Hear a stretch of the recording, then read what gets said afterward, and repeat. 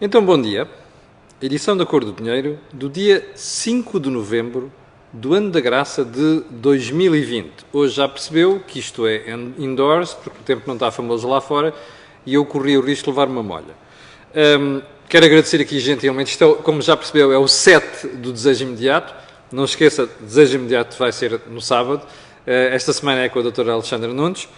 E quero lembrar às pessoas também que hoje vai haver Mel Talks. É com o João Marques de Almeida, que vai estar à conversa comigo e com o Jorge Marrão, logo a partir das 18 horas. Ora, sem mais delongas, vamos então ao período antes da ordem do dia. E então, para onde é que vamos começar? Olha, precisamente pelas eleições americanas, eu tenho aqui uma reflexão para fazer sobre isto, que vai para além das próprias eleições em si, para além da própria política, mas vou deixar para amanhã, que tem a ver com a imprensa e o papel da imprensa nisto. Imprensa, aliás, meio ao qual eu pertenço. Mas vamos lá então às eleições americanas. O que é que nós, para já, podemos retirar isto? Primeiro que não está definido nada, embora as coisas estejam a ficar mais claras a favor de Biden. Como eu disse aqui ontem, eu não morro de amores por Trump. E vou dizer mais, para as pessoas não ficarem a pensar que eu sou um apoiante de Biden, não é por ficarem a pensar que quando eu apoio alguma coisa eu digo claramente, como sabe, não tenho papas na língua. Eu acho que são os dois tão maus, que até me faz impressão como é que uma democracia adulta e madura como a dos Estados Unidos acaba por apurar dois tipos destes para candidatos à presidência da União. Aliás, não é exclusivo dos Estados Unidos, como sabe. Se você for olhar para aquilo que se passa na Europa e mesmo para aquilo que se passa noutras democracias como o Brasil, fica impressionado. No caso do Brasil, por exemplo, na altura, eu falei aqui, acho incrível como é que democracias aparecem com pessoas destas já na competição final, percebe? Tinha a obrigação de conseguir apurar gente mais qualificada para disputar este lugar. Bom, mas o que é que dizem para já as eleições? Duas coisas. Primeiro, um país fraturado, totalmente partido ao meio, não é? Cujos sintomas, cujas sequelas se vão sentir nos próximos anos, porque isto não vai ficar por aqui. Aliás, esta história faz lembrar a divisão no Reino Unido entre os pró-Brexit e os pró-União Europeia. A mesmíssima coisa. Segunda questão que vale a pena pensar, que é, da política, a tentação para passar para os tribunais tornou-se irresistível. Ora, isto é preocupante. Não é uma novidade. Já tinha acontecido com Gore e Bush, como se recorda, a propósito de salvo erro dos votos na Florida. E o problema é que você está a ver isto eternizar-se.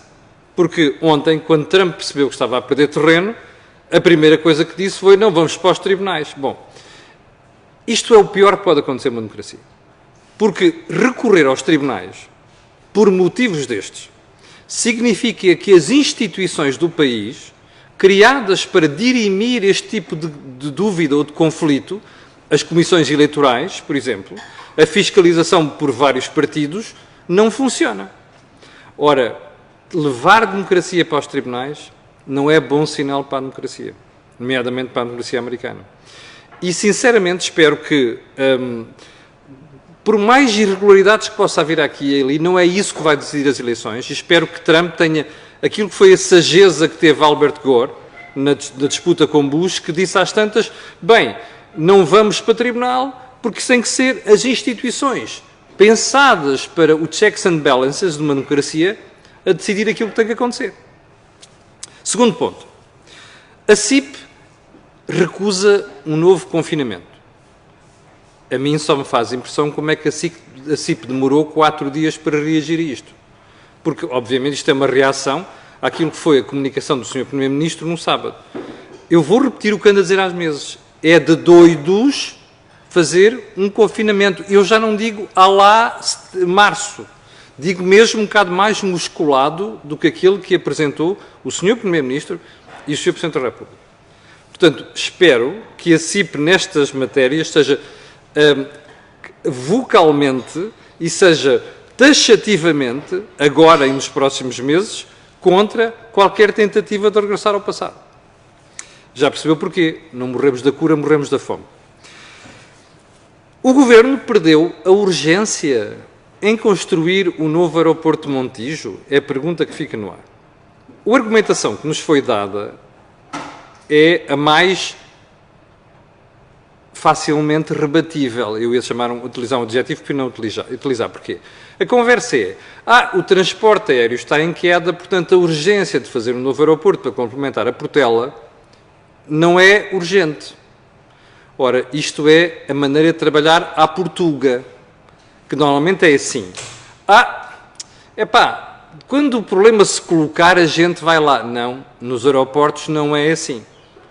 E você recorda-se o que aconteceu entre 2017 e 2020 com o disparo do turismo. De um momento para o outro, isto é, num, 2 ou 3 anos, de repente passou a ser mesmo necessário fazer um aeroporto.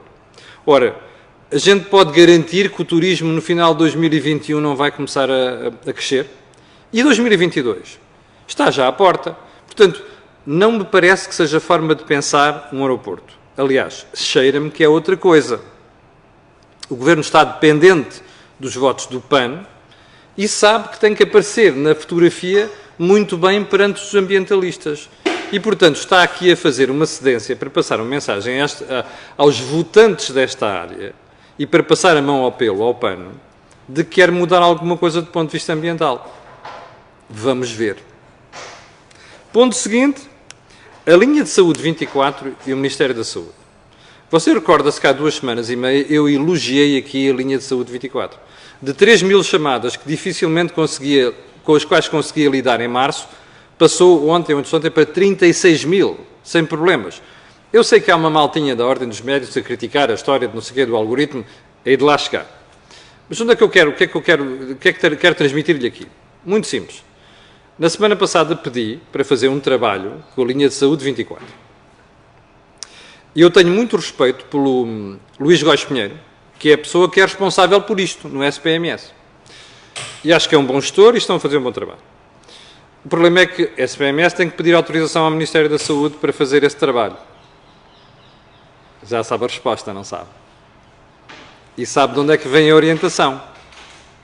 Portanto, eu não vou poder fazer uma reportagem que queria fazer com a linha de saúde 24, nos termos em que queria fazer, porque o Ministério da Saúde não acha oportuno fazer esse trabalho. Não está surpreendido, pois não. Eu também não. É só olhar para aquilo que eu tenho dito da competência da Sra. Ministra nos últimos meses para perceber isso e outras coisas. Está a ver o meu sorriso? Mas olha, eu garanto-lhe que ainda vou fazer alguma coisa sobre isto. Quer a Ministra queira, quer não. Bom, ponto seguinte. E isto não é uma crítica ao pessoal do SPMS, ok? Porque eu tenho um grande respeito e vou dizer mais. Acho que a linha de saúde 24 é um exemplo notável. Só um pormenor. É que o trabalho era precisamente para perceber a qualidade do trabalho que está a ser feito pelo SNS 24, percebe? Nem era uma crítica. Mas pronto. Às vezes as coisas custam muito quando a gente faz críticas. Bem, os casos de Covid-19 e os internamentos. Como sabe, ontem apareceu-se mais de 7.000 e não sei quantos infectados. Bom, eu vou-lhe dizer uma coisa. Continuo a dizer aquilo que disse aqui na segunda-feira. Este pico vai achatar rapidamente. E porquê? Porque os portugueses estão com mais cuidado e começaram a confinar uma semana antes do que disse o Dr. António Costa. Eu já lhe disse aqui, revelam os dados a que eu tenho acesso. E vou-lhe dizer mais. Estou convencido que isto vai acentuar nas próximas semana e meia. Nós vamos ter uma inversão. Semana e meia, 2 semanas. Até pode ser que seja mais cedo. Se não for, eu pedirei desculpa. Mas estou convencido que a gente vai dar a volta a isto. E, finalmente, o último ponto do Período de Ordem do Dia para comentar uma cena que se passou na Estação da Amadora aqui há 2 dias. Ou que foi. Foi uma disputa entre 2 gangues que envolveu cenas de faroeste. Só que o faroeste aqui é dentro de uma cidade, na estação, com tiros. Depois os partidos tradicionais surpreendem-se com as intenções de voto no Chega, não é? Fica só esta reflexão. Eu prometo fazer outra amanhã sobre a imprensa e as eleições americanas, ok? Então vamos lá à nossa agenda de hoje. Doutora Marta Temido, faça-me um favor, ajude-me a tirar a saúde do radar da cor do dinheiro. Eu já lhe peço isso, só não peço mais nada. Já lhe peço isto. Então, porquê é que eu digo isto? O Ministério da Saúde deu luz verde aos hospitais do SNS para, se for caso disso, suspenderem a atividade no tratamento de outros doentes que não Covid-19. Eu fico dos poucos cabelos que tenho e curtinhos em pé. Deixa-me perceber. Não existe mais nada de cuidados de saúde para prestar em Portugal. Inclusive coisas urgentes e sérias, como consultas, tratamentos, exames e cirurgias. Quero só recordar que há 1,5 milhões de consultas que ficaram por realizar. Deixe-me perceber se nesses 1,5 milhões não vai haver gente que vai morrer por falta de ter ido à consulta e diagnóstico. Você dirá, mas isto é emergência, Camilo Lourenço. Pois é, também foi uma emergência em março, em abril e maio. O que é que nós fazemos, cidadãos, quando temos emergências e situações extremas? Aprendemos com o problema. Quem aprende? E, portanto, devíamos ter montado um circuito e um esquema que nos permitisse já não repetir esta façanha em novembro de 2020. É o que está a acontecer? Não. Qual é a conclusão que qualquer mortal tira disto? Incompetência. Não há outra explicação. Podem vir com as desculpas que quiserem. E eu volto aqui a isto. O Serviço Nacional de Saúde não são apenas os hospitais públicos. São todos os hospitais. São todos os prestadores de cuidados de saúde. E, portanto, devia ter havido aqui, atempadamente, um plano, o tal que o Sr. Presidente da República diz que era impossível fazer, porque a realidade mudava todos os dias, para precaver isto. E vou-lhe dizer mais. Onde é que isto nos vai levar? Espere mais mortes. Ou seja, aqueles 8 mil que já morreram, não atribuíveis à Covid, a mais do que no ano anterior, este ano, você vai ter more of the same nos próximos meses. Até porque você olha para as estatísticas e percebe que já não são só consultas que não se fizeram, que são 1,5 milhão, são cirurgias. Só cirurgias que ficaram para trás são 96 mil. Percebe? Portanto, eu não tenho outro labelo a não ser este, incompetência. Mas, você recorda-se das vezes em que a Sra. Ministra da Saúde apareceu em público para elogiar o SNS, o trabalho que está a ser feito pelo SNS e dizer que o SNS tinha reinventado. Eu tinha vergonha de dizer isto, percebe? Porque se o SNS se reinventou e continua com situações destas, então quer dizer que se reinventou para o lado errado.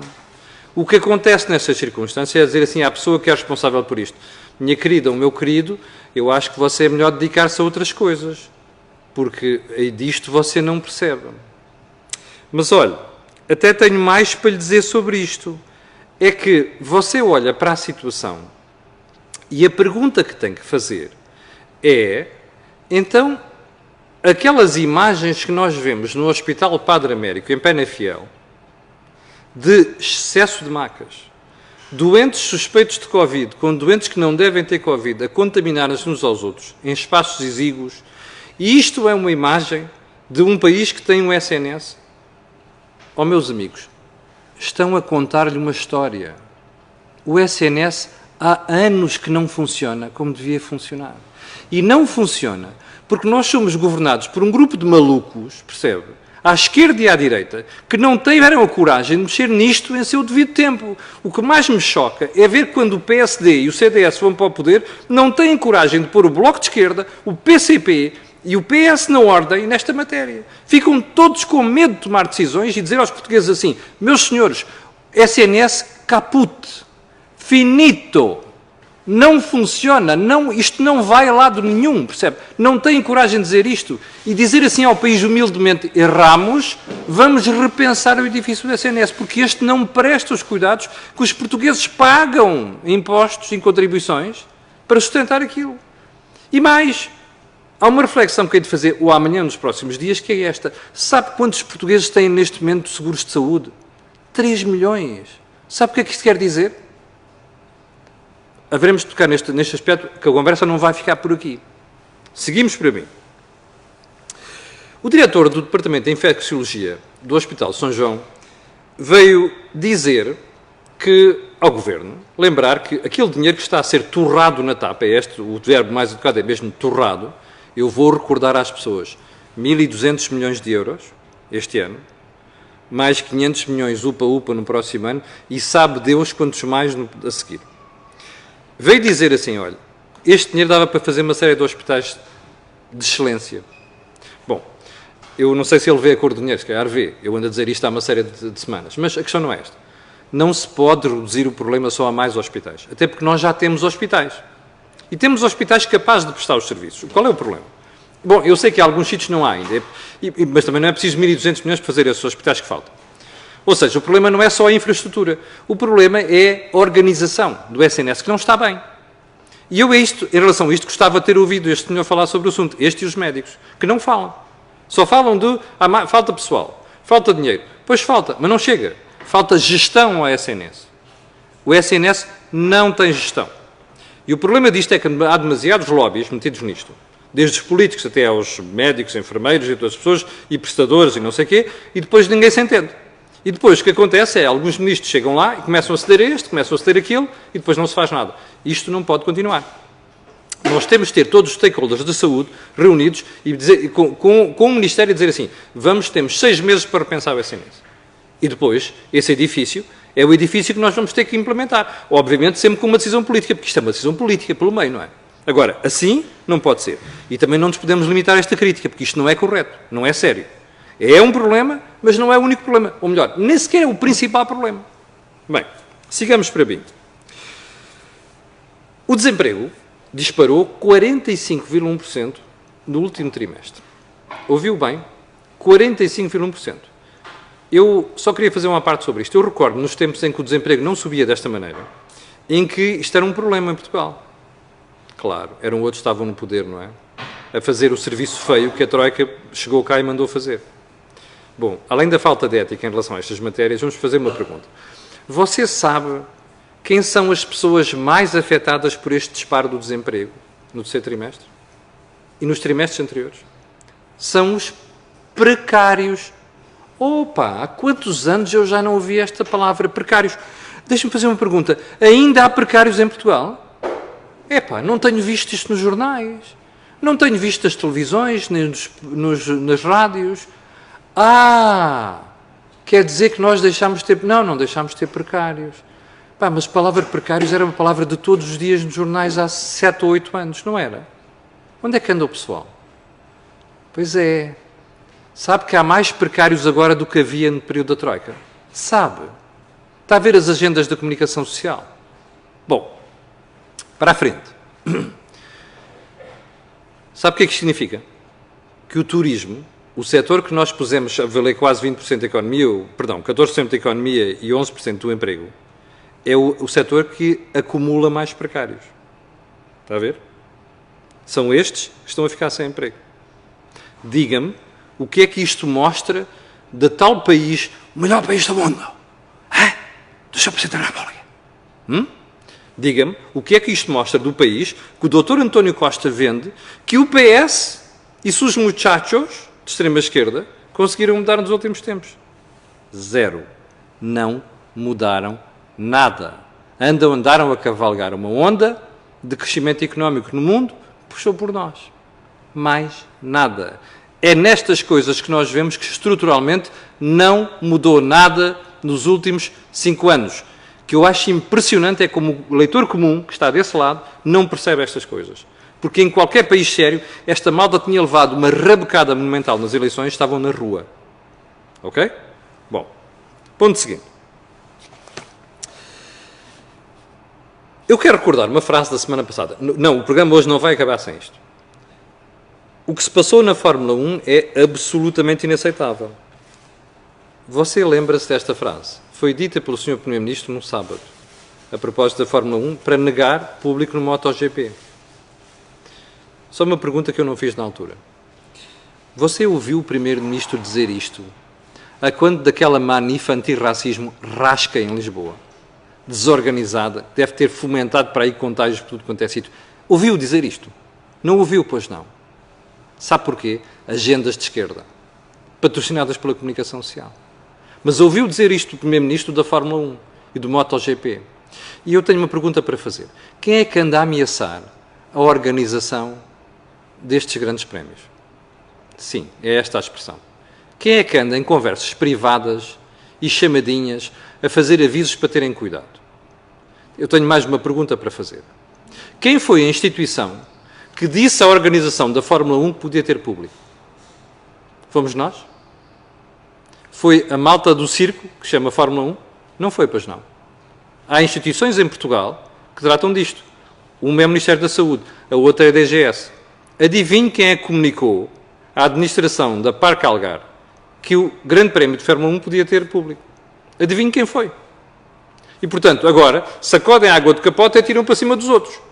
E, ao mesmo tempo, tramaram agora aquilo que era a festa, que seria o Grande Prémio de MotoGP. Percebe? Está a ver a falta de vergonha da malta em Portugal? Bom, eu tinha aqui uma história sobre a Cloudflare que vou deixar para amanhã, que tem a ver com investimento estrangeiro. E agora, a última frase, o último ponto de hoje, que é a frase do dia. Não é o novo banco. Houve alguém no Parlamento que a questionar Pedro Nuno Santos falou sobre a TAP e o novo banco. E alguém disse que era o novo banco. E ele diz, não é o novo banco porque, olhe, porque não é público. E porque nós não estamos lá. Nossa Senhora. Isto, o Pedro Nuno Santos não é incompetente. Ok? Não é tolinho. Epá, mas é um demagogo do pior. Há uma coisa que eu vou dizer aqui. Eu nunca na vida votarei num tipo que diga uma coisa destas. Percebe? Espera aí. O problema do novo banco é não ser público? Então, ó Dr. Pedro Nuno Santos, porquê é que o senhor e o seu governo, foi o seu governo, ok, vendeu o novo banco em 2017? Se o Dr. Pedro Nuno Santos acha que o novo banco ficaria bem nas mãos do Estado, nacionalizado, porquê é que não o nacionalizou? E porquê é que vem dizer agora que só está no estado em que está porque não é público? Bom, para já eu tenho a certeza absoluta que estaria pior, mas pior do que isso. Faz-me impressão não perceber como é que o Dr. Pedro Nuno Santos, se era contra a decisão do Dr. Mário Centeno e do Dr. António Costa vender o novo banco, porque é que não se demitiu do governo? Está a perceber esta falta de vergonha? É por isso que este programa sistematicamente critica. Também elogia, mas critica mais do que elogia. É por causa de coisas destas. Bom, agora sim chegamos ao final de hoje. Peço desculpa, ultrapassei 3 minutos do meu tempo. Quero agradecer às 8.900 pessoas que estão em direto. Quero agradecer, pedir a estas pessoas, aquelas que vão ver, aquilo que peço sempre, que é colocarem um gosto e fazer partilha nas redes sociais. Não sem antes lembrar que hoje vai haver Mel Talks às 18 horas e lembrar-lhe também que este programa e outros deste canal, graças à parceria que eu fiz, também tem um patrocínio da Prozis, da qual eu darei conhecimento e notas um dia destes. Obrigado, com licença e até amanhã às 8.